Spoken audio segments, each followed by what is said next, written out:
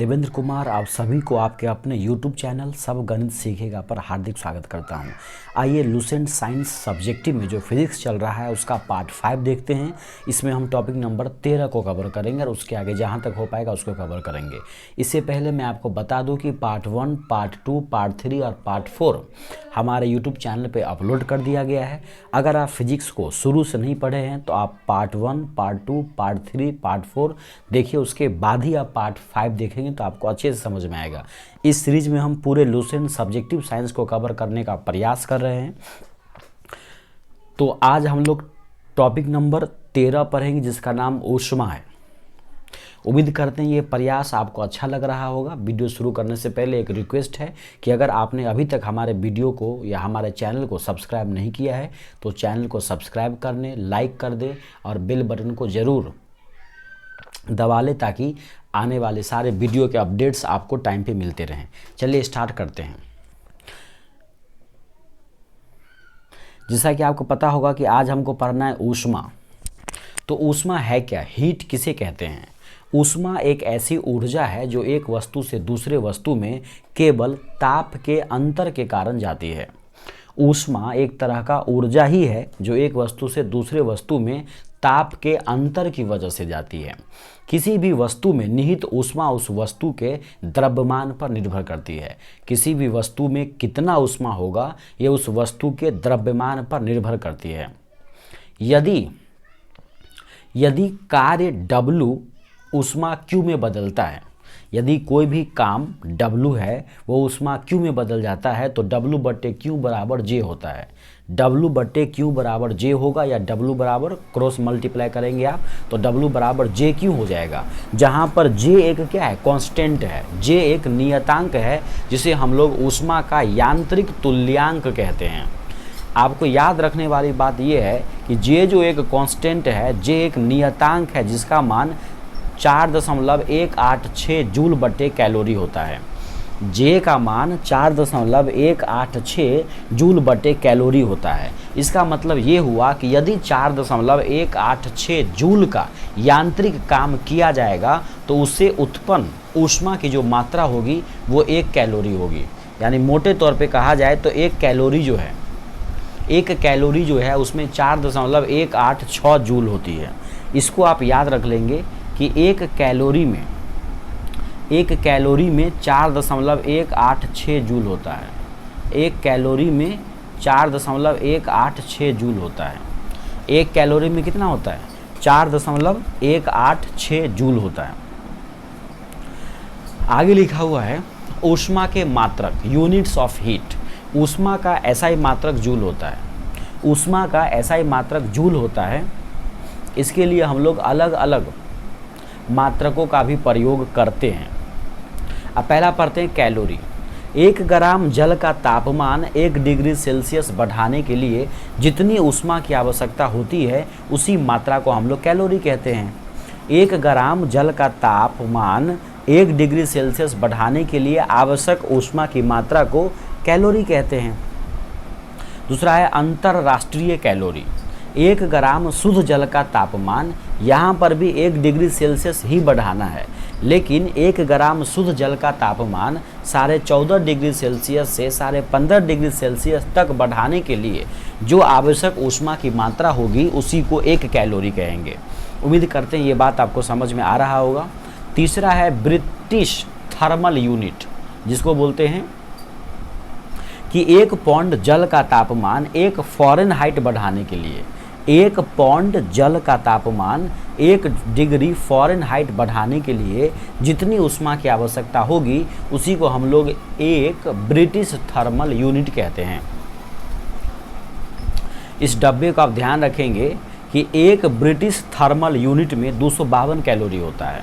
1 British thermal unit में 252 calorie होता है और 1 कैलोरी में 4.186 जूल होता है। 1 कैलोरी में 4.186 जूल होता है और 1 किलो कैलोरी में 1000 से गुना कर लीजिए। 1 किलो कैलोरी में 4186 जूल होता है या 1000 कैलोरी होता है। चलिए आगे चलते हैं। ताप किसको बोलते हैं? टेम्परेचर। ताप एक ऐसा भौतिक कारक है जो एक वस्तु से दूसरी वस्तु में ऊष्मीय ऊर्जा के प्रवाह की दिशा को तय करता है। ताप वह भौतिक कारक है जो एक वस्तु से दूसरी वस्तु में ऊष्मीय ऊर्जा के प्रवाह की दिशा निश्चित करता है, अर्थात जिस कारण से ऊर्जा का ट्रांसफ़र होता है उसी को ताप कहते हैं। यानी ऊर्जा जो एक वस्तु से दूसरी वस्तु में जाती है वो केवल और केवल ताप की वजह से ही जाती है। आपने ऊपर में भी पढ़ा था कि ताप का जो डिफरेंस होता है ना, टेम्परेचर डिफरेंस, उसी की वजह से एक वस्तु से ऊर्जा दूसरी वस्तु में जाती है। तो आप मोटे तौर पे कह सकते हैं कि जिस वजह से ऊर्जा एक वस्तु से दूसरी वस्तु में जाती है उसी को हम लोग ताप कहते हैं। अब हम लोग पढ़ते हैं मेजरमेंट ऑफ टेम्परेचर, ताप मापन। ताप मापी पहले पढ़ते हैं। ताप मापी किसको कहते हैं? ताप को मापने के लिए जिस उपकरण का प्रयोग किया जाता है उसी को तापमापी कहते हैं। कितना सिंपल है। ताप को मापने के लिए जिस उपकरण का प्रयोग किया जाता है उसी उपकरण को तापमापी कहते हैं। अब ये अलग बात है कि तापमापी कई प्रकार के होते हैं। पहला है सेल्सियस पैमाना। सेल्सियस पैमाने का आविष्कार स्वीडन के वैज्ञानिक सेल्सियस ने किया था। सेल्सियस पैमाने का आविष्कार कौन किया था? तो एक स्वीडन का वैज्ञानिक था सेल्सियस, इन्होंने किया था। सेल्सियस पैमाने में क्या होता है, जो फ्रीजिंग पॉइंट होता है हिमांक वो 0 डिग्री सेल्सियस होता है, और जो बॉइलिंग पॉइंट होता है उबलने वाला भाप बिंदु वो 100 डिग्री सेल्सियस अंकित किया जाता है। सेल्सियस पैमाने में हिमांक को बोलते हैं 0 डिग्री सेल्सियस और भाप बिंदु को बोलते हैं 100 डिग्री सेल्सियस। तो 0 और 100 के बीच जो 100 हुआ डिस्टेंस उसको एक एक के बराबर भागों में बांट दिया जाता है। यानी 0 से 100 के बीच को एक एक का 100 बराबर भाग में बांट दिया जाता है और प्रत्येक भाग को 1 डिग्री सेल्सियस कहते हैं। अब है फ़ारेनहाइट पैमाना। फ़ारेनहाइट पैमाने का आविष्कार जर्मनी के वैज्ञानिक फ़ारेनहाइट ने किया था। फ़ारेनहाइट जो पैमाना है इसका आविष्कार जर्मनी के वैज्ञानिक फ़ारेनहाइट ने किया था। फ़ारेनहाइट जो है इसमें हिमांक जो होता है यानी इसमें जो फ्रीजिंग पॉइंट होता है वो 32 डिग्री फ़ारेनहाइट होता है, और जो भाप बिंदु होता है बॉइलिंग पॉइंट वो जो है 212 डिग्री फ़ारेनहाइट होता है। तो फ़ारेनहाइट में जो हिमांक है वो 32 डिग्री फ़ारेनहाइट होता है और भाप बिंदु जो है वो 212 डिग्री फ़ारेनहाइट होता है। तो इसके बीच का डिस्टेंस हुआ 180, तो इसको एक एक डिग्री के 180 भागों में बांट दिया जाता है और प्रत्येक भाग को 1 डिग्री फ़ारेनहाइट कहते हैं। अब है रोमर पैमाना। रोमर पैमाना में जो हिमांक है वो 0 डिग्री रोमर होता है, जबकि भाप बिंदु जो है वो 80 डिग्री रोमर होता है। इनके बीच का डिस्टेंस 80 होगा टोटल, 0 से 80 के बीच। तो उसको एक एक करके 80 बराबर भागों में बांट दिया जाता है और प्रत्येक भाग को 1 डिग्री रोमर कहते हैं। अब है केल्विन पैमाना, जहाँ से आपको याद रखना है। केल्विन पैमाने में जो हिमांक होता है फ्रीजिंग पॉइंट वो 273 केल्विन होता है, और भाप बिंदु जो है बॉइलिंग पॉइंट वो 373 केल्विन होता है। तो 273 और 373 के बीच में 100 डिस्टेंस हुआ। इसको एक एक करके 100 बराबर भागों में बांट दिया जाता है और प्रत्येक भाग को 1 केल्विन कहा जाता है। ध्यान रखना है केल्विन में 0 केल्विन में हम लोग डिग्री नहीं लिखते हैं। अब इन चारों पैमाने में एक रिलेशन है जिसको आपको याद रखना है, जहाँ से आपको कई बार कन्वर्जन में हेल्प करेगा आपको। देखिए 0 बट्टे जो सेल्सियस है, पहली बात तो सेल्सियस है, फ़ारेनहाइट है, रोमर है और जो केल्विन है, ये सब 0 से तो स्टार्ट नहीं होता है। जैसे फ़ारेनहाइट कितने कहाँ से होता है, 32 से स्टार्ट होता है, और केल्विन जो है 273 से स्टार्ट होता है। तो कोई जो रेस लगाएंगे तो सब लोग 0 पे आएंगे ना पहले, तो सभी को 0 कर देते हैं। तो सेल्सियस तो 0 से स्टार्ट है, तो C घटे 0 किए। F दरअसल जो है वो 32 से स्टार्ट था, तो उसको 32 माइनस करके उसको 0 पे लाए, तो F घटे 32 किए। R 0 पे ही स्टार्ट था तो R घटे 0 किए। केल्विन वाला 273 पे स्टार्ट था, तो उसको घटा करके क्या किया, हम 0 पे लाए, तो K माइनस 273। अब सब हो गया, ऊपर में सब सेम हो गया स्टार्टिंग फेज। अब सबको डिवाइड किया उसके बीच के डिस्टेंस से। सेल्सियस में 0 और 100 था तो बीच का गैप हुआ 100, तो 100 से भाग दिए। फ़ारेनहाइट में 32 और 212 था, बीच का डिफरेंस 180 था, तो 180 से भाग लगाए। रोमन में 0 और 80 था, बीच का डिफरेंस 80 हुआ, 80 से भाग लगाए। केल्विन में 273 से 373 100 था, तो बट्टे में 100 से भाग लगा दिए। यानी आप बस इसको याद रख लीजिए कि C घटे 0 बट्टा 100 बराबर F घटे 32 बट्टा 180 बराबर R घटे 0 बट्टा 80 और F घटे 273 बट्टा 100। इनसे ये चारों में से जो भी 2 दिया होगा आप उस दोनों को रिलेशन में लेके आंसर ला सकते हैं। जैसे कहेगा सेल्सियस को बदलो फ़ारेनहाइट में, तो आप इस दोनों पे बात करेंगे। कहेगा सेल्सियस को बदलो केल्विन में, तो आप ये दोनों लिख लेंगे, फिर वहाँ पे मान बैठा देंगे।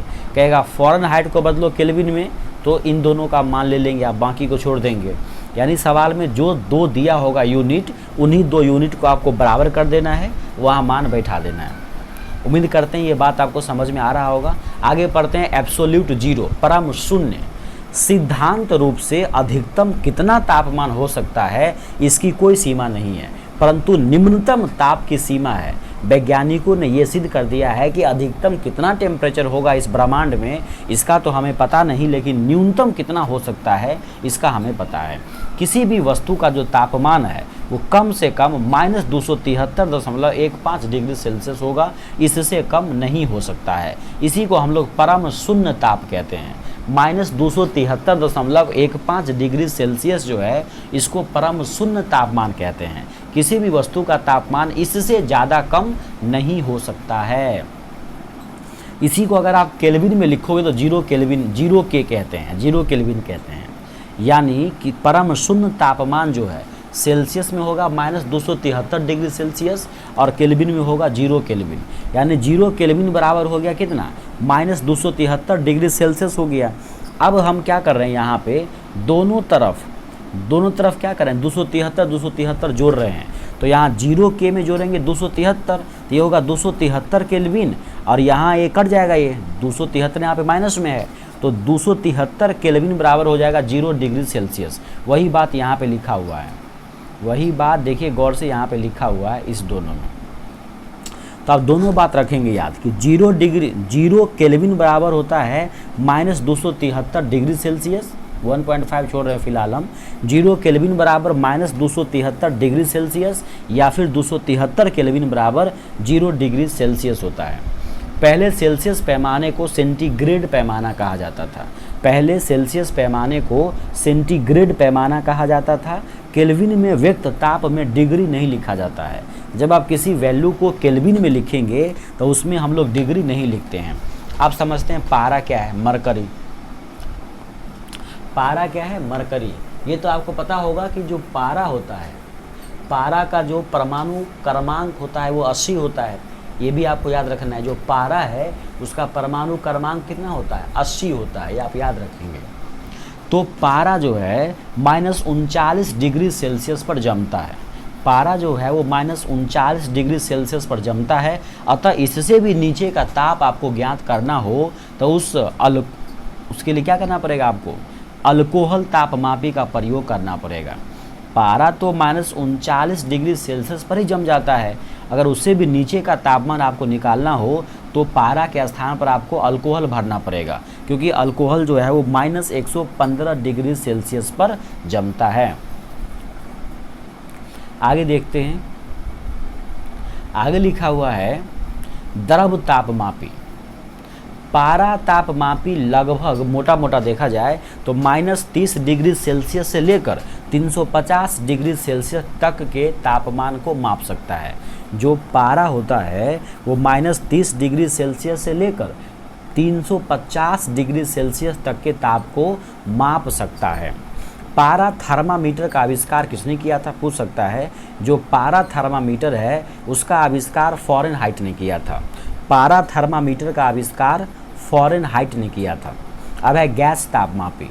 गैस तापमापियों में स्थिर आयतन हाइड्रोजन गैस तापमापी से आप 500 डिग्री सेल्सियस तक के ताप को माप सकते हैं।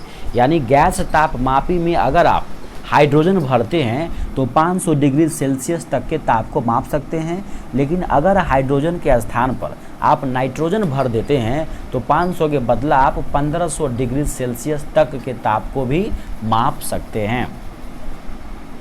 अब है प्लेटिनम प्रतिरोध तापमापी। प्लेटिनम प्रतिरोध तापमापी के द्वारा -200 डिग्री सेल्सियस से लेके 1200 डिग्री सेल्सियस तक के ताप को माप सकते हैं। प्लेटिनम तापमापी में -200 डिग्री सेल्सियस से लेके 1200 डिग्री सेल्सियस तक के ताप को माप सकते हैं। अब है ताप युग्म तापमापी। ताप युग्म तापमापी क्या है? इसके उपयोग करने से -200 डिग्री सेल्सियस से लेके 1600 डिग्री सेल्सियस तक के ताप को मापा जा सकता है। ताप युग्म तापमापी में क्या होगा? -200 डिग्री सेल्सियस से लेके 1600 डिग्री सेल्सियस तक के ताप को माप सकते हैं। अब है पूर्ण विकिरण तापमापी, ये इम्पोर्टेंट है, ये यहाँ से सवाल पूछा जाता है तो उसको आप याद रखेंगे। टोटल रेडिएशन जो पायरोमीटर होता है, इस तापमापी से दूर स्थित वस्तु के ताप को मापा जाता है। जैसे सूरज का ताप नापना हो उसका, इसके द्वारा यानी पूर्ण विकिरण तापमापी द्वारा प्रायः 800 डिग्री सेल्सियस से ज़्यादा ताप को ही मापा जाता है। इससे नीचे के ताप को आप पूर्ण विकिरण उच्च तापमापी से नहीं माप सकते हैं, क्योंकि इससे कम का जो ताप वाली वस्तुएं होती है उससे ऊष्मीय विकिरण उत्सर्जित नहीं होती है। इसका मतलब हुआ कि ये जो पूर्ण विकिरण तापमापी है ये ऊष्मीय विकिरण पे आधारित होगी। यह तापमापी जो है वो स्टीफन के नियम पे आधारित है। ये भी पूछा जा सकता है कि पूर्ण विकिरण तापमापी जो है वो किसके सिद्धांत पे आधारित है? तो स्टीफन के नियम पे आधारित है। स्टीफन के नियम के अनुसार जो उच्च ताप पर किसी वस्तु से उत्सर्जित विकिरण की मात्रा इसके परम ताप के चतुर्थ घात के समानुपाती होती है। पहली बात तो पूर्ण विकिरण तापमापी जो है वो स्टीफन के नियम पे आधारित है, जिसके अनुसार उच्च ताप पर किसी वस्तु से उत्सर्जित होने वाली जो विकिरण की मात्रा है वो इसके परम ताप के चतुर्थ घात के समानुपाती होती है। अब हम लोग पढ़ते हैं स्पेसिफिक हीट क्या होता है। विशिष्ट ऊष्मा किसे कहते हैं? किसी पदार्थ की विशिष्ट ऊष्मा की वह मात्रा होती है जो उस पदार्थ के एकांक द्रव्यमान में एकांक ताप वृद्धि उत्पन्न करती है। इसे प्रायः C द्वारा व्यक्त किया जाता है। विशिष्ट ऊष्मा का SI मात्रक जूल प्रति किलोग्राम प्रति केल्विन होता है। विशिष्ट ऊष्मा का SI मात्रक जूल पर किलोग्राम पर केल्विन होता है। इन्होंने कहा कि किसी पदार्थ की विशिष्ट ऊष्मा की वह मात्रा है जो उस पदार्थ के एकांक द्रव्यमान में एकांक ताप वृद्धि उत्पन्न करती है। इसको प्रायः विशिष्ट ऊष्मा को प्रायः C द्वारा व्यक्त करते हैं। विशिष्ट ऊष्मा का SI मात्रक जूल पर किलोग्राम पर केल्विन होता है। 1 ग्राम जल का तापमान 1 डिग्री सेल्सियस बढ़ाने के लिए 1 कैलोरी ऊष्मा की आवश्यकता होती है। इसको आप याद रख लेंगे। क्या रखेंगे याद? कि 1 ग्राम जल का तापमान बढ़ाने के लिए 1 ग्राम जल का तापमान 1 डिग्री सेल्सियस बढ़ाने के लिए 1 कैलोरी ऊष्मा की आवश्यकता होती है। अतः जल की विशिष्ट ऊष्मा जो है वो 1 कैलोरी प्रति ग्राम डिग्री सेल्सियस होता है। जल की जो विशिष्ट ऊष्मा है वो 1 कैलोरी प्रति ग्राम डिग्री सेल्सियस होता है। जल की विशिष्ट ऊष्मा कितना होता है? 1 कैलोरी प्रति ग्राम डिग्री सेल्सियस। जल की विशिष्ट ऊष्मा धारिता अन्य पदार्थों की तुलना में सबसे अधिक है। पहली बात तो जल की विशिष्ट ऊष्मा है कितना? तो 1 कैलोरी प्रति ग्राम डिग्री सेल्सियस है। 1 कैलोरी प्रति ग्राम डिग्री सेल्सियस है। और दूसरा, जल की जो विशिष्ट ऊष्मा धारिता है वो अन्य पदार्थों की तुलना में काफ़ी अधिक है। अब पढ़ते हैं ऊष्मीय प्रसार, थर्मल एक्सपेंशन। किसी वस्तु को गर्म करने पर उसकी लंबाई, उसका क्षेत्रफल और उसके आयतन में वृद्धि होती है। किसी भी वस्तु को आप गर्म करेंगे तो उसका लंबाई बढ़ेगा, उसका क्षेत्रफल बढ़ेगा, उसका आयतन बढ़ेगा। लंबाई में वृद्धि की माप रेखीय प्रसार गुणांक अल्फा कहलाता है। क्षेत्रफल में वृद्धि की माप क्षेत्रीय प्रसार गुणांक बीटा कहलाता है। और आयतन में वृद्धि को हम लोग आयतन प्रसार गुणांक गामा द्वारा व्यक्त करते हैं। यहाँ पर अल्फ़ा बीटा गामा में संबंध 1:3 का है। अल्फ़ा 1 बीटा 2 रेशियो में, गामा 3 रेशियो में। यहाँ से अगर आप बीटा निकालेंगे तो बीटा 2 नंबर पे है तो 2 अल्फ़ा हो जाएगा। बीटा निकालेंगे तो बीटा 2 नंबर पे है तो 2 अल्फ़ा हो जाएगा। और गामा निकालेंगे तो गामा 3 नंबर पे तो 3 अल्फ़ा हो जाएगा। याद करने के लिए अल्फ़ा बीटा गामा 1 to 3 होगा। बीटा निकालना हो तो हो जाएगा 2 अल्फ़ा, क्योंकि बीटा 2 नंबर पे है। गामा निकालना हो तो गामा है अल्फ़ा बीटा गामा 3 नंबर पे तो 3 अल्फ़ा हो जाएगा। तो बीटा बराबर 2 अल्फ़ा, गामा बराबर 3 अल्फ़ा। आगे लिखा है जल का असामान्य प्रसार। प्रायः जितने भी द्रव होते हैं वो गर्म किए जाने पर आयतन में बढ़ते हैं। आमतौर पे जितने भी द्रव होते हैं उसको जब आप गर्म करेंगे तो आयतन में बढ़ते हैं, परंतु जल का कुछ उल्टा ब्लफ रहा है। जल जो है 0 डिग्री सेल्सियस से 4 डिग्री सेल्सियस तक गर्म करेंगे तो आयतन में घटता है। ये आप याद रखेंगे, जो जल है वो 0 डिग्री सेल्सियस से लेके 4 डिग्री सेल्सियस तक आयतन में क्या होता है, घटता है। और 4 डिग्री सेल्सियस के बाद गर्म करने पर आयतन में बढ़ना शुरू करता है। तो आयतन क्या हो रहा है, 0 से लेके 4 तक घटता है। 0 से लेके 4 तक क्या होता है, घटता जाता है। तो 4 तक घटता जा रहा है, घटता जा रहा है, तो 4 पे जाके बिल्कुल न्यूनतम हो जाएगा। तो 4 डिग्री सेल्सियस पर जल का आयतन न्यूनतम होता है। समझ में आ गया। और 4 डिग्री के बाद बढ़ना शुरू कर देता है। इसका अर्थ ये हुआ कि 4 डिग्री सेल्सियस पर जल का घनत्व तो अधिकतम होता है, लेकिन 4 डिग्री सेल्सियस पर जल का आयतन न्यूनतम होता है। दोनों बात याद रखना है। 4 डिग्री सेल्सियस पर जल का आयतन न्यूनतम होता है और घनत्व तो अधिकतम होता है, क्योंकि सवाल बोला है कि 0 से 4 तक घटता है। 0 में घटा और 1 में घटा, 2 में और घटा, 3 में और घटा, 4 में और घटते घटते बहुत घट गया। 4 के बाद बढ़ना शुरू करता है। अब है ऊष्मा का संचरण। ऊष्मा का एक स्थान से दूसरे स्थान तक जाने को ही क्या बोलते हैं, ऊष्मा का संचरण कहते हैं। ऊष्मा जब एक स्थान से दूसरे स्थान तक जाती है, चाहे वो किसी भी विधि से जाए, तो एक स्थान से दूसरे स्थान तक जो ऊष्मा जाती है ना, उसी ऊष्मा जाने को हम लोग क्या बोलते हैं, ऊष्मा का संचरण कहते हैं। अब ये अलग बात है कि ऊष्मा का जो संचरण है वो 3 विधियों द्वारा होता है, चालन विधि द्वारा, संवहन विधि द्वारा और विकिरण विधि द्वारा। तो ऊष्मा का जो संचरण है वो 3 विधियों द्वारा होता है, चालन द्वारा, संवहन द्वारा और विकिरण द्वारा। पहला पढ़ते हैं चालन।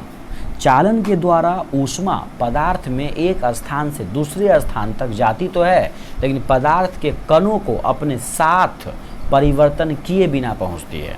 कहता है चालन के द्वारा ऊष्मा पदार्थ में एक स्थान से दूसरे स्थान तक पदार्थ के कणों को अपने स्थान का परिवर्तन किए बिना पहुंचती है। ठोस में ये लाइन आपको याद रखना है कि ठोस में ऊष्मा का जो संचरण है, ठोस में ऊष्मा का जो संचरण है वो चालन विधि के द्वारा ही होता है। चालन विधि का मतलब हुआ, जैसे देख लीजिए, मान लीजिए ये एक चम्मच है, मान लीजिए क्या है, ये एक चम्मच। आपने यहाँ पे तेल दिया इसमें और इसको यहाँ पे क्या किया, आग लगाना शुरू कर दिया। तो जब ये चम्मच यहाँ गर्म होगा तो यहाँ का कण यहीं रहेगा, ये पूरा गर्म होके ज़्यादा से कम वाले में आएगा, तो ये गर्म होगा, फिर ये ज़्यादा हीट हो गया तो इससे कम नीचे इधर गर्म होगा, इधर ऐसे कर करके यहाँ तक गर्म हो गया। अगर यहाँ आपको गर्म लगने लगा, इसका मतलब है कि इधर पूरा फुल गर्म हो चुका है। ऐसा नहीं कि यहाँ गर्म है तो बाकी उधर ठंडा होगा, उधर गर्म हो गया है और इधर आते आते, क्योंकि यहाँ गर्म हुआ फिर वो अपने स्थान पर ही वो कण है, ये कण यहाँ आके इसको गर्म नहीं किया है, ये कण अपने बगल वाले को गर्म किया, बगल वाला फिर अपने बगल वाले को गर्म किया, ऐसे करके आगे बढ़ता है चालन में। तो आप याद रखेंगे कि ठोस में ऊष्मा का जो संचरण है वो चालन विधि के द्वारा होता है। इस चालन विधि में कोई भी कण अपने स्थान से हिलता नहीं है, बल्कि अपने स्थान पर रह कर के ही बगल वाले स्थान को गर्म कर देता है। फिर वो बगल वाला क्या करता है, अब वहाँ रह कर के ही अपने बगल वाले स्थान को गर्म कर देता है। अब है संवहन में क्या होता है। इस विधि में ऊष्मा का जो संचरण है वो पदार्थ के कणों के ट्रांसफर, स्थानांतरण के द्वारा होता है। इस प्रकार पदार्थ के कणों के स्थानांतरण से एक धाराएं बन जाती है या एक धाराएं बहने लगती है, जिन्हें हम लोग संवहन धाराएं कहते हैं। गैसों में और द्रवों में, इसको आप याद रखेंगे, गैसों में और द्रवों में जो ऊष्मा का संचरण है वो संवहन विधि द्वारा होता है, लेकिन ठोस में चालन विधि के द्वारा होता है। एक बात और याद रखना है कि जो वायुमंडल है ये भी जो है संवहन विधि द्वारा ही गर्म होता है। तो जो द्रव है और गैस है, गैसों में और द्रवों में ऊष्मा का संचरण संवहन विधि द्वारा होता है और वायुमंडल भी संवहन विधि द्वारा ही गर्म होता है। संवहन विधि का मतलब हुआ, जैसे मान लीजिए ये एक लोटा है, जैसे मान लीजिए ये क्या है, एक प्रकार का लोटा है, सपोज कीजिए यहाँ पे पानी भरा हुआ है और नीचे से आग लगा हुआ है। तो यहाँ वाला पानी गर्म हुआ तो यहाँ का कण फटाक से उठ के ऊपर आ जाएगा और यहाँ का पानी नीचे आके यहाँ ठंडा हो जाएगा। फिर यहाँ गर्म हुआ, ये उड़ के ऊपर चला जाएगा, फिर नीचे यहाँ आ जाएगा। यानी जब आप लोटा में या गिलास में रख के पानी को गर्म करते हैं या बाटी में, तो ऊपर में अगर आपको हल्का फुल्का गर्म दिखाई देने लगा तो इसका मतलब ये नहीं कि नीचे पूरा गर्म हो चुका है, नीचे का पानी ही ऊपर। आप एक कोशिश भी कर सकते हैं कि लोटा में पानी ले लो और गैस पे रख के उसको गर्म करो। जब ऊपर बिल्कुल ऊपर छू के देखना पानी गर्म होने लगेगा, वहाँ से आप हटा लेना, उस पानी को निकाल के देखना, नीचे अंदर का पानी बिल्कुल ठंडा रहेगा आपको, क्योंकि नीचे का जो गर्म हुआ वस्तु ऊपर आ गया और ऊपर का ठंडा पानी फिर नीचे चला गया था। तो ऐसे होता है संवहन। ये इस बॉक्स को देख लेते हैं। कुछ पदार्थों की विशिष्ट ऊष्मा दिया हुआ यहाँ पर जूल पर किलोग्राम पर केल्विन। बर्फ़ का जो विशिष्ट ऊष्मा है वो 2100 होता है। बर्फ़ का विशिष्ट ऊष्मा कितना होता है? 2100 होता है। अब बर्फ़ से बनता है जल, तो जल का होता है 4200। बर्फ़ का हुआ 2100 और जल का हुआ कितना? 4200। ये ध्यान रखना है, बर्फ़ का 2100 होता है, जल का होता है 4200। पारा का 140 है और लेड का 130 है विशिष्ट ऊष्मा। लोहा का 460 है, केरोसिन तेल का 210 है। यानी बर्फ़ का विशिष्ट ऊष्मा 2100 है। बर्फ़ से बनता है जल, तो जल का हो जाएगा डबल 4200। पारा का हो जाएगा 140 और लोहा का हो जाएगा लेड मतलब शीशा। पारा का हो जाएगा 140, लेड का हो जाएगा 130। लेड का कितना हो जाएगा? 130 हो जाएगा विशिष्ट ऊष्मा धारिता, और लोहा का हो जाएगा 460। लोहा की विशिष्ट ऊष्मा धारिता जो है वो 460 है, और केरोसिन तेल का कितना है? 210 है। केरोसिन तेल का 210 है। उम्मीद करते हैं ये बात आपको समझ में आ रहा होगा। पिछले वीडियो में एक चीज़ मैं बताना भूल गया था, वो बॉक्स को पढ़ना ही मैं भूल गया था, अभी पढ़ देते हैं। ये देखिए, अलग अलग माध्यमों में ध्वनि की चाल कितना होती है। वायु में ध्वनि की चाल 332 मीटर पर सेकंड होता है। हाइड्रोजन में ध्वनि की चाल 1269 मीटर पर सेकंड होता है। कार्बन डाइऑक्साइड में 260 होता है। भाप 100 डिग्री सेल्सियस में 405 होता है। अल्कोहल में 1213 होता है। जल में 1483 है। समुद्री जल में 1533 है। पारा में 1450 है। कांच में 5640 है। एल्युमिनियम में 6420 है और लोहा में 5130 है। लोहा में ध्वनि की चाल कितना है? लोहा में ध्वनि की चाल है 5130, एल्युमिनियम में है 6420, कांच में है 5640, पारा में है 1450, समुद्री जल में है 1533 और सीधा जल में बोलेगा तो 1483। अल्कोहल में 1213 है और भाप 100 डिग्री सेल्सियस पर 405 है।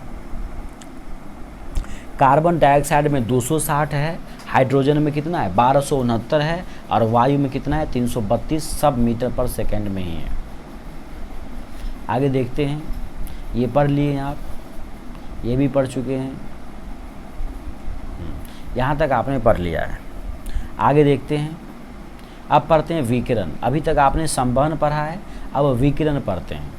विकिरण विधि में ऊष्मा गर्म वस्तु से ठंडी वस्तु की ओर बिना किसी माध्यम की सहायता से जाती है तथा बिना माध्यम को गर्म किए प्रकाश की चाल से सीधी रेखा में संचरित होती है। यहाँ पे आपने क्या पढ़ा था? जो वायुमंडल है वो संवहन विधि द्वारा गर्म होता है, लेकिन यहाँ पे देखिए क्या कह रहा है। जो विकिरण में कहता है, इस विधि में ऊष्मा गर्म वस्तु से ठंडी वस्तु की ओर बिना किसी माध्यम की सहायता से तथा बिना माध्यम को गर्म किए प्रकाश की चाल से सीधी रेखा में संचरित होती है।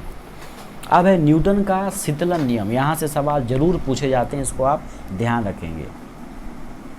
न्यूटन का शीतलन नियम कहता है कि समान अवस्था रहने पर विकिरण द्वारा किसी वस्तु के ठंडे होने की दर वस्तु तथा उसके चारों ओर के माध्यम के तापांतर के समानुपाती होता है। यानी वस्तु जैसे जैसे ठंडी होती जाएगी उसके ठंडे होने की दर कम होता जाएगा। इसका मतलब बस इतना सा हुआ कि जैसे समझिए 100 डिग्री सेल्सियस से 90 डिग्री सेल्सियस आने में अगर 5 मिनट लगा है, सपोज कीजिए, तो 90 से 80 आने में 5 से ज़्यादा मिनट लगेंगे। कह रहा जैसे जैसे वस्तु ठंडा होता जाता है वैसे उसके ठंडे होने की दर कम होती जाती है, धीमा धीमा ठंडा होगा वो। तो 100 से 90 आने में अगर उसको 5 मिनट लगा है तो 90 से 80 आने में 5 से अधिक मिनट का समय उसको लगेगा ठंडा होने में। उम्मीद करते हैं न्यूटन का शीतलन नियम समझ में आ गया होगा। न्यूटन का शीतलन नियम बस इतना है कि वस्तु जैसे जैसे ठंडा होती है वैसे वैसे उसके ठंडे होने की दर कम होती जाती है, और वस्तु किस लेवल से ठंडा होगी वो उसके आजू बाजू के जो ताप में अंतर है उसके समानुपाती होती है। आगे है किर्चहॉफ का नियम।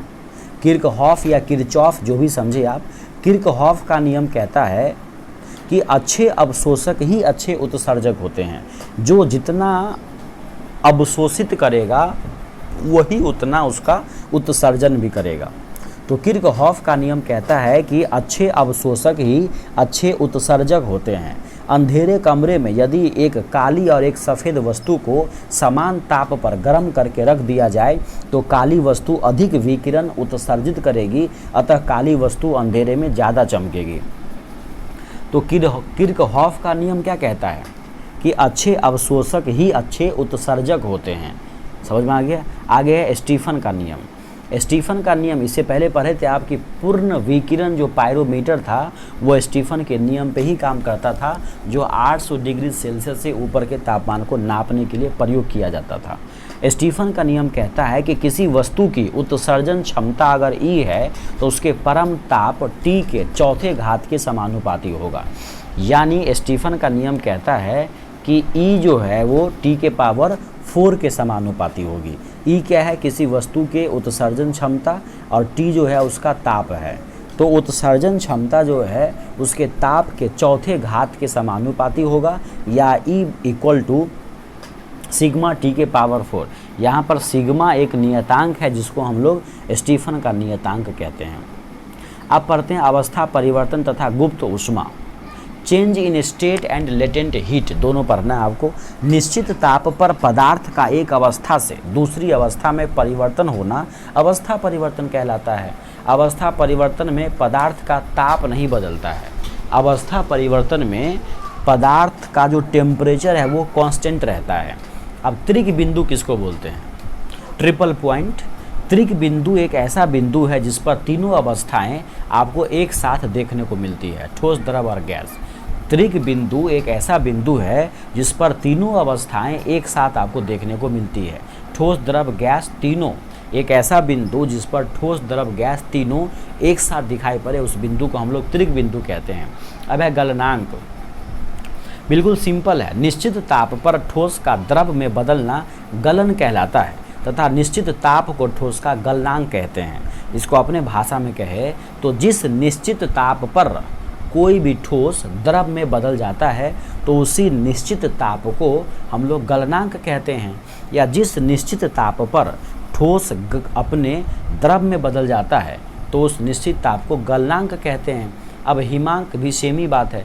निश्चित ताप पर द्रव का ठोस में बदलना हिमीकरण कहलाता है, और इस निश्चित ताप को हम लोग द्रव का हिमांक कहते हैं। यानी जिस निश्चित ताप पर कोई भी द्रव ठोस में बदल जाता है, जिस निश्चित ताप पर कोई भी द्रव ठोस में बदल जाता है उसको हम लोग क्या बोलते हैं? हिमांक बोलते हैं। आमतौर पे गलनांक और हिमांक बराबर होते हैं। प्रायः गलनांक और हिमांक क्या होता है? बराबर होता है। जो पदार्थ ठोस से द्रव में बदलने पर सिकुड़ते हैं, जैसे बर्फ, जो पदार्थ ठोस से द्रव में बदलने पर सिकुड़ते हैं उनका गलनांक दाब बढ़ाने पर घट जाता है। यानी बर्फ पर अगर दाब बढ़ाया जाए तो उसका गलनांक घट जाता है, तथा जो पदार्थ ठोस से द्रव में बदलने पर फैल जाते हैं उनका गलनांक दाब बढ़ाने पर बढ़ जाता है। यानी जो पदार्थ ठोस से द्रव में बदलने पर सिकुड़ते हैं, कम होते हैं, उन पर दाब बढ़ाएंगे तो उसका गलनांक भी कम होगा। जो पदार्थ ठोस से द्रव होने पर फैलते हैं उन पर अगर आप दाब बढ़ाएंगे तो उसका गलनांक भी बढ़ेगा। अशुद्धि मिलाने से कोई भी गलनांक घट जाता है। अशुद्धि मिलाने से गलनांक घट जाता है, जैसे आप बर्फ़ में नमक मिलाते हैं। अब पढ़ते हैं बॉइलिंग पॉइंट। क्वथनांक किसको बोलते हैं? जिस निश्चित ताप पर कोई भी द्रव क्या हो जाता है?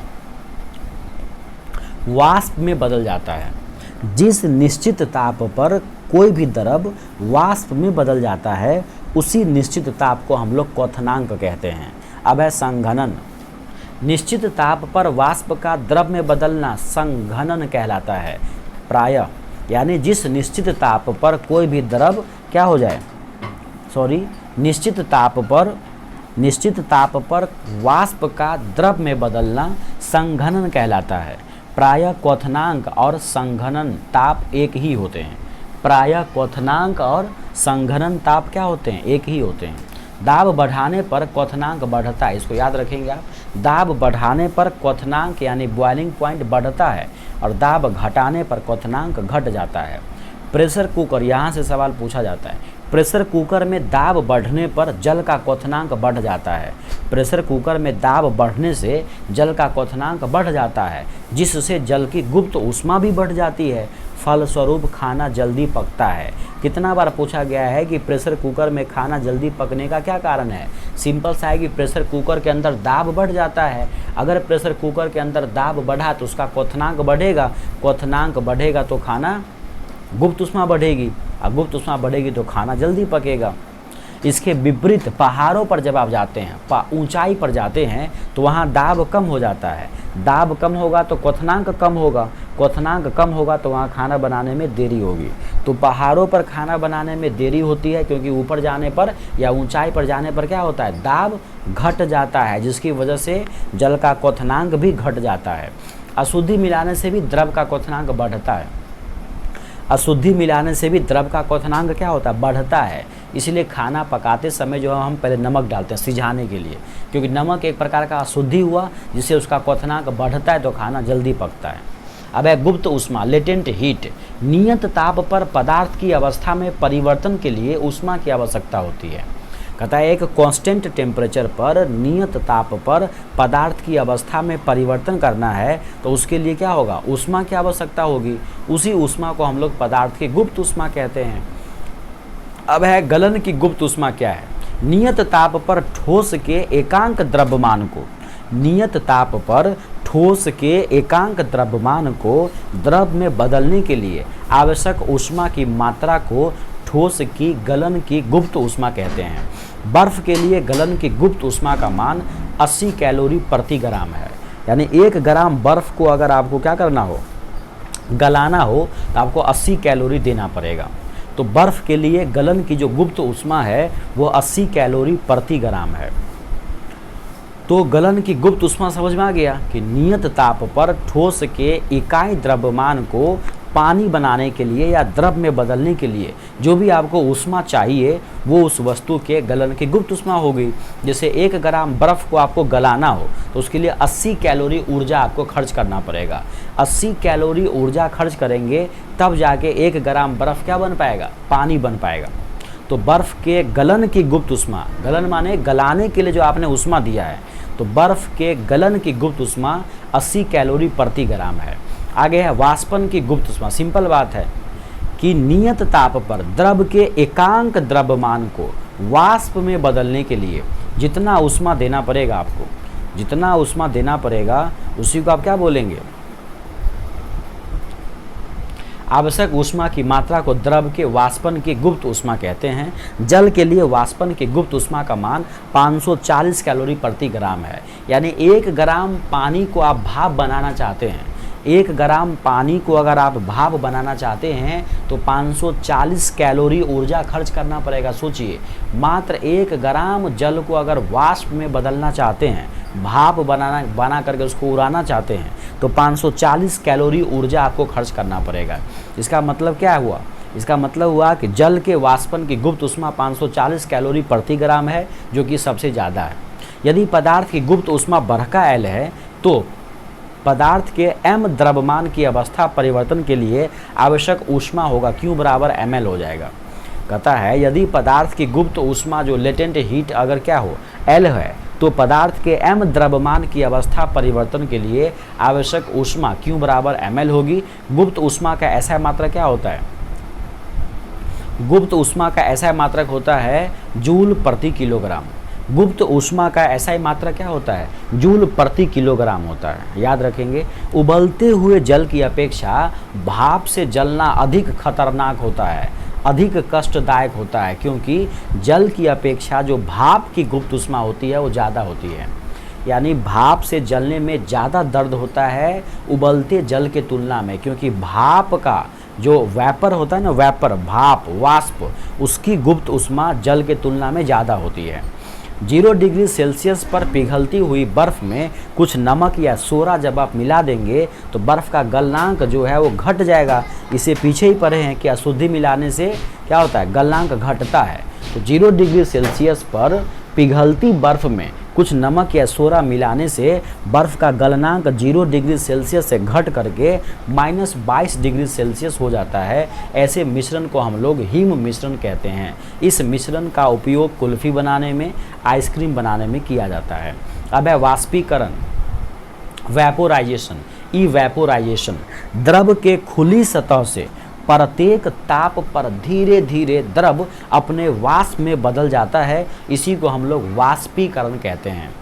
यानी कुल मिला के ये है कि द्रव के खुली सतह से प्रत्येक ताप पर धीरे धीरे द्रव का अपने वाष्प में बदलना वाष्पीकरण कहलाता है। अथवा किसी द्रव का उसके क्वथनांक से पहले ही, किसी भी द्रव का उसके क्वथनांक से पहले ही भाप बन जाने की जो प्रक्रिया है उसको बोलते हैं वाष्पीकरण। वाष्पीकरण और बॉइलिंग में अंतर है। वाष्पीकरण का मतलब हुआ कोई जैसे पानी है, तो पानी को जब आप चूल्हे पे जलाएंगे तो 100 डिग्री सेल्सियस के बाद ही वो भाप बनेगा। लेकिन वही पानी खेतों में, गिलास में, कटोरा, लोटा, बाटी में अगर रखा हुआ है तो बिना चूल्हा जलाए 2-4 दिन के बाद धूप से वो उड़ जाएगा। तो ऐसा नहीं कि धूप ने उसको क्या किया है, 100 डिग्री सेल्सियस का टेम्परेचर दे दिया है। अगर 100 डिग्री पे दिया होता तो फिर बाटी भी लाल काला पीला हो जाता ना। तो जो किसी भी द्रव का बॉइलिंग पॉइंट है उससे पहले भी पानी उड़ जाता है भाप बनकर, उसी को बोलते हैं वाष्पीकरण। अब है प्रशीतक, रेफ्रिजरेटर। प्रशीतक में वाष्पीकरण द्वारा ही ठंडक महसूस होती है। या जो प्रशीतक होते हैं, रेफ्रिजरेटर होते हैं, उसमें वाष्पीकरण के द्वारा ही ठंडक उत्पन्न की जाती है। रेफ्रिजरेटर में जो तांबे की एक वाष्प कुंडली होती है उसमें एक द्रव फ्रियोन भरा रहता है। जो तांबे की एक छड़ होती है ना, वाष्प कुंडली, उसमें फ्रियोन भरा रहता है जो वाष्पीकृत होकर ठंडक उत्पन्न करती है। अब पढ़ते हैं हम लोग रिलेटिव ह्यूमिडिटी, आपेक्षिक आर्द्रता। किसी दिए हुए ताप पर वायु के किसी आयतन में उपस्थित जलवाष्प की मात्रा तथा उसी ताप पर और उसी आयतन की वायु को संतृप्त करने के लिए आवश्यक जलवाष्प की मात्रा के अनुपात को आपेक्षिक आर्द्रता कहते हैं। आपेक्षिक आर्द्रता को हम लोग 100 से गुना करते हैं, क्योंकि आपेक्षिक आर्द्रता को प्रतिशत में व्यक्त किया जाता है। आप मेनली याद रखेंगे जो आपेक्षिक आर्द्रता है उसको हम लोग हाइग्रोमीटर से नापते हैं। देखिए, आर्द्रता को नापते हैं हाइग्रोमीटर से, और जो डेंसिटी होता है ना, घनत्व, उसको नापते हैं हाइड्रोमीटर से नापते हैं। नियत जलवाष्प पर ताप बढ़ने पर आर्द्रता घट जाती है। कहता है नियत जलवाष्प पर ताप बढ़ने पर अपेक्षित आर्द्रता क्या होती है, घट जाती है।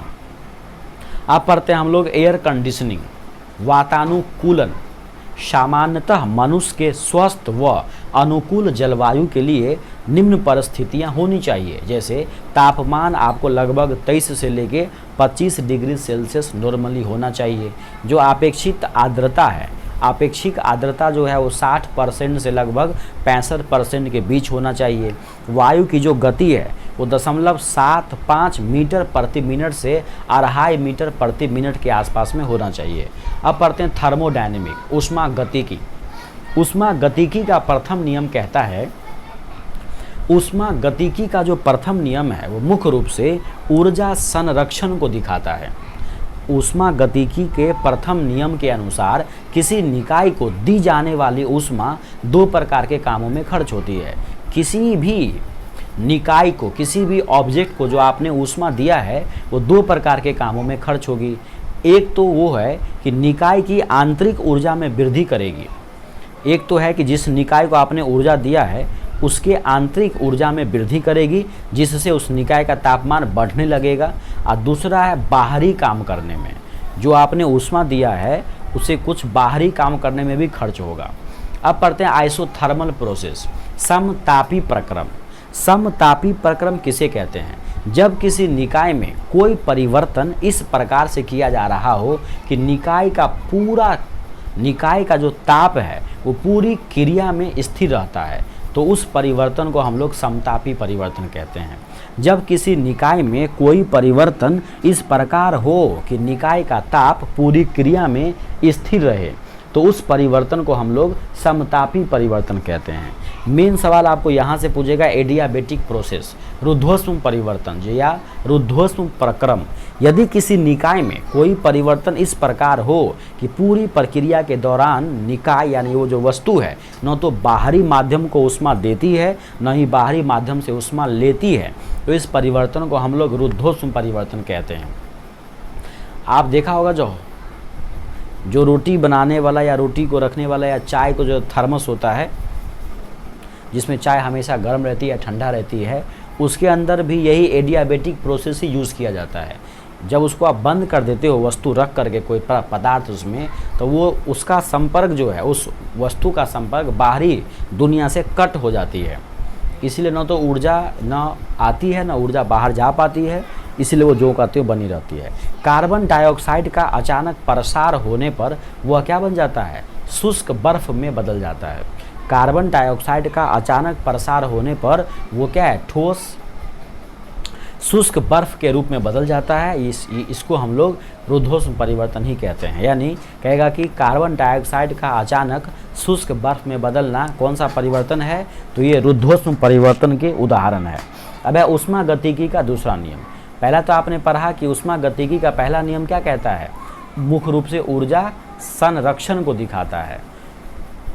ऊष्मागतिकी का प्रथम नियम ऊष्मा के प्रवाहित होने की दिशा को नहीं बता रहा था। ऊष्मागतिकी का प्रथम नियम केवल उसके संरक्षण को बता रहा था। ऊष्मागतिकी का दूसरा नियम ऊष्मा के प्रवाहित होने की दिशा को बता रहा है कि ऊष्मा किधर से किधर की ओर प्रवाहित होगी। इस नियम को दो कथनों द्वारा आप व्यक्त कर सकते हैं। पहला, केल्विन के अनुसार, केल्विन कहते हैं कि ऊष्मा का पूर्णतया कार्य में परिवर्तन असंभव है। केल्विन कहता है, कौसे केल्विन कौसे कार्य, तो केल्विन का कहना है कि ऊष्मा को पूरी तरीके से आप कार्य में परिवर्तित नहीं कर सकते हैं, असंभव है।